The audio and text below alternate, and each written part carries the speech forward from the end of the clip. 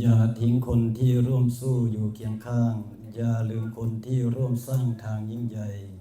อย่าละเลยคนที่ดีมีน้ำใจอย่าลืมเป็นผู้ให้เมื่อได้ดี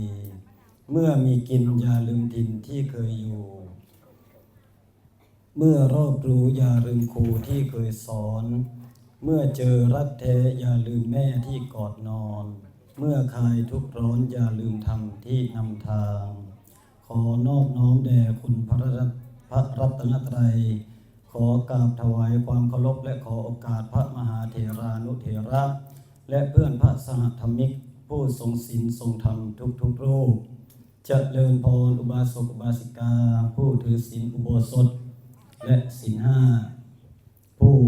ศรัทธาตั้งมั่นในพระสัทธรรมคำสอนของพระศาสนาเอามือลงนั่งตามสบายตามอัธยาศัยเป็นสีสั้นๆจับไม่ย่ำใดกันเลยแห่งมานั่งใกล้ตำรวจสมัยนี้ขึ้นค่ะโอ้ยตายวันนี้สนุกเสียจังเลยบอกไปซื่อๆนะไล่กับสัตว์เสื้อดอกเมาเสื้อดอกตะกอนสักไล่กันเลยสักตอนนั่งบวชละขางนี่ก็บุเป็นธรรมดาเด็กไว้ธนูได้นี่บุเป็นคาราบาวนั่งใกล้ตอนแรกว่ายุบสันสัตยานมันบอกคือสีสั้นๆเพิ่นว่าอาตมาคือสิโหอยู่นอกมาแต่ปีนี้จำพรรษาอยู่วัดปานาโพเป็นคนนครพนมโดยกำเนิดปีนี้ได้ถือโอกาสมาจำพรรษาอยู่นาโพกับท่านพระครูศรีปิยวนาภิรมย์หัวข้อธรรมในมื้อนี้ว่าย่อๆก็คือความกตัญญูกตเวทีต่อผู้ที่มีพระคุณผู้ที่มีพระคุณนี่มีไปแน่พ่อแม่ครูบาอาจารย์สถานที่แม้แต่กัลยาณมิตรเพื่อนที่ดีทุกคนแหละที่เคยให้ปัจจัยสี่ข้าวน้ำซ้ำปลาอาหารการกินที่อยู่อาศัยแก่เฮาก็ต้องระลึกนึกถึงคุณของท่านทุกๆคนถ้าบุคคลใดมีความกตัญญูเป็นที่ตั้งแล้วบุคคลนั้นสิเจริญก้าวหน้าบ่มีความตกต่ำตกน้ำบ่ไหลตกไฟบ่ไหม้เพิ่นว่าพระพุทธเจ้าของเฮาเพิ่นก็อาศัยความกตัญญูท่านถึงได้ตั้งจิตอธิษฐานตรัสรู้เป็นพระสัมมาสัมพุทธเจ้าตั้งแต่ชาติแรกของพระพุทธเจ้าเพิ่นก็ได้ตั้งจิตจากการกตัญญูนี่จากแม่ตั้งแต่สมัยเพิ่นเป็นพ่อค้าเรือแตกเอาแม่ขี่หลังว่ายน้ำข้ามห้วยข้ามทะเลจนถึงฝั่งเพิ่นก็ได้ตั้งจิตอธิษฐานอยากปลดทุกข์ให้กับสรรพสัตว์ทั้งหลายแม้แต่เพิ่นเกิดเป็นพญาช้างศาลเพิ่นก็ยังกตัญญูเป็นนกกระจาบก็ยังกตัญญูเป็นมันยังอีกเพิ่นว่าสร้างยังก็เกิน33มันยังจำบ่ได้ฉะนั้นความกตัญญูเป็นเครื่องหมายของคนดีคือพระอาจารย์เพิ่นว่านิมิตตังสาธุรูปานังกตัญญูกตเวทิตาความกตัญญูเป็นเครื่องหมายของคนดีคนดีนั้นจะอยู่ที่ไหนมีความกตัญญูไปที่ไหนใครก็รักมีความเมตตาต่อเฮาคือวัดป่านาโพนี่ย่องไม่ออกก่อนยังพอยังบิณฑบาตอยู่แถวนั้นอยู่เดี๋ยวให้เมื่อบ้านก่อนตั้งแต่วันที่28คุณแม่วัดป่านาโพนี่จัดงานปฏิบัติธรรมเฉลิมฉลองพระสวดมนต์ถวายพระพรชัยในหลวงรัชกาลที่10แล้วก็ตรงกับวันบูรพาจารย์ของวัดป่านาโพตั้งแต่วันที่28 29 30มื้อนี้แม่ออกวัดป่านาโพนี่ยังนอนก็นอนหน่อยเด้อเห็นบ่ตื่นทำพร้อมตื่นลังคั่งน้ำนี่เห็นบ่นี่สะดุ้งตื่นพร้อมอาการนอนน้อยอยู่แม่ออกวัดป่านี่ปฏิบัติครับย่างเบิดมื้อแต่มีแต่พระน่ะฝนตกบ่ได้พระถึงฝนบ่ได้ก็มอมอยากบางอยู่อยากเข้าตึกกุด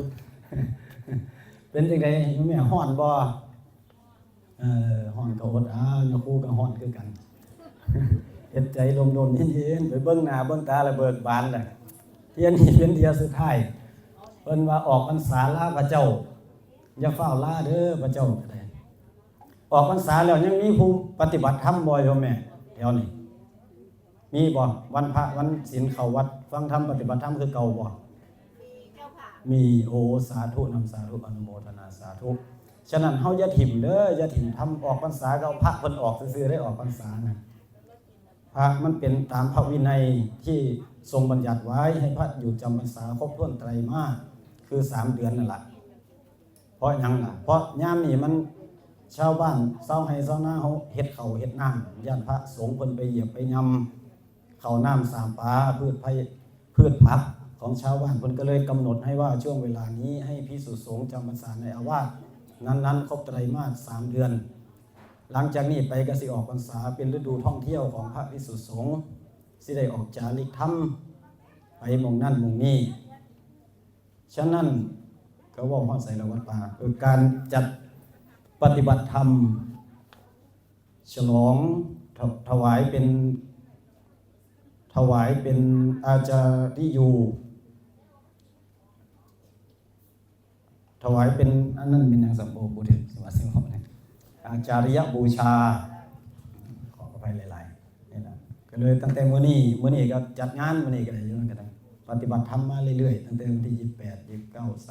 30รวมถึงมื้ออื่นถือว่าไม่ออกไปหลายอยู่เด้ไปฉะนั้นนี่แหละคือการรำลึกนึกถึงคุณของครูบาอาจารย์อยู่ใสก็มีความเจริญรุ่งเรืองถ้าเฮามีความกตัญญูกตเวทีต่อท่านนึกถึงแม่เพิ่นสิเสียไปมรณภาพไปแต่ดนแต่นั้นตัวนี้เฮาก็ยังอยู่ในจิตในใจฟังอยู่ในจิตในใจของเฮาคือบางคนโยมพ่อโยมแม่บางคนก็สิเครียดว่าอ้าวบ้านลูกหลานกูคือบ่เคยกตัญญูกตเวทีต่อกูแต่เฮาก็ลองย้อนไปเบิ่งทันหลังว่าแต่ตอนเฮายังหนุ่มยังสาวนี่เฮาเคยเฮ็ดจังไดกับพ่อกับแม่เฮาแน่เพราะว่าส่วนนี้มันเป็นกรรมเลยกรรมแต่มันเป็นกรรมะพันธุเฮาก็ต้องย้อนไปอย่าเฝ้าน้อยใจฉะนั้นเฮาก็ต้องปลูกฝังให้ลูกให้หลานเฮาอยู่ในศีลในธรรมพาเข้าวัดเข้าว่าปลูกฝังความกตัญญูให้เพิ่นซุมื้อนี้เด็กน้อยซุมื้อนี้มันลืมยุคหันหน้าให้หนังหันหน้าให้หนังหันหลังให้วัดแล้วซุมื้อนี้โยมแม่น้อยคนได้อยู่นี่สิมีอายุไผอายุ30แน่จะได้ยกมือให้เบิ่งนั่นน่ะบ่มีเนาะนั่นล่ะเห็นบ่ต่ำกว่า30หรือต่ำกว่า40ลงไปนี่สิบ่มีเข้าวัดเลยน้อยคนสิเข้าวัดซุมื้อนี้แห่งข่าวพระดังๆคือซุมื้อนี้ยังคักคนเด็กน้อยวัยรุ่นเขาแห่งทันข่าวได้โยมแม่มันบ่คือเฮาเด้เฮาก็ทันอยู่หรอกแต่ท่านก็บางทีก็ถือข่าวผิดตัวไอ้ที่เขาอันบ่มีบ่จริงก็แม่นบางเทื่อนะฉะนั้นเฮาก็ต้องปลูกฝังตั้งแต่ยังเด็กยังน้อยคือแต่ว่าอาตมาเชื่ออยู่หรอกว่าอยู่นี่ศรัทธาแต่ละคนนี่มาแต่เห็นตนาเก่าๆแหละโยมแม่3คนนี่ก็อยู่แต่ทั้งหน้าเฮ็ดชื่อได้ตลอดนี่ตาตัวหัวยังว่าอันนี้ก็จนเชื่อสุดท้ายแล้วก็ยังมากคือเก่าแต่ว่าก็หลายๆคนที่จำได้เนาะถึงแดดสิร้อนฝนที่ตกก็ยังไปค่ารถค่าลาบ่มีก็ออกกันอาตมาก็ยังว่านี่ดีอยู่ในความศรัทธาตั้งมั่นถือว่าเฮานี่แสดงความกตัญญูต่อพ่อแม่ครูบาอาจารย์ที่สูงสุดเลยคือความกตัญญูต่อพระสัมมาสัมพุทธเจ้าของเรากตัญญูต่อพระธรรมคำสอนที่เราได้นำมาใช้ในชีวิตประจำวันของเราเฮาได้ปฏิบัติแล้วเฮาได้เห็นผลจริงเห็นบ่โยมแม่ได้เห็นผลบ่ปฏิบัติธรรมแล้วเห็นนั่นเห็นบ่ฉะนั้นอันดับแรกอันดับสูงสุดเลยก็คือความกตัญญูกตเวทิตาต่อพระองค์พระสัมมาสัมพุทธเจ้าของเราถ้าบ่มีเพิ่นก็บ่มีเฮาในมื้อนี้บ่มีพระสงฆ์องค์เจ้าในวันนี้พระสงฆ์องค์เจ้าก็เป็นแค่ผู้ที่บอกทางในศีลในทานในภาวนาชี้ทางให้เราเด้อโยมพ่อโยมแม่ฉะนั้นให้ตั้งมั่นศรัทธาอยู่ในพระธรรมคำสอน ขององค์พระสัมมาสัมพุทธเจ้าสืบต่อไปออกพรรษากับบุตรหน้าพระเจ้าวันนี้วัดป่ากสิปฏิบัติธรรมต่อในเดือนธันวาคม9ธันวาคมเนาะงั้นบ่ครับวัดธรรมโค9ธันวาถ้าใครสะดวกพระครูศรีก็จะจัดทำบุญในวันที่3ธันวาเนื่องด้วยวันเกิดของท่านวันคล้ายวันเกิดนั่นแหละเสียบุญหาโยมแม่ของเพิ่นอันนี้ก็ถือว่าแสดงถึงความกตัญญูกตเวทีต่อบิดาของท่านถ้าบุคคลใดไม่มีความกตัญญูไม่กระทำกตเวทิตาเนี่ยคนนั้นก็เป็นผู้นำไม่ได้ถือว่าเป็นคนดีไม่ได้ในสังคมโยมพ่อโยมแม่สุดท้ายนี้ก็ขอให้อยู่ดีมีแห้งรักษาศีลรักษาธรรมคำสู้พระศาสนาสืบต่อไปอายุมั่นขวัญยืนเด้อสา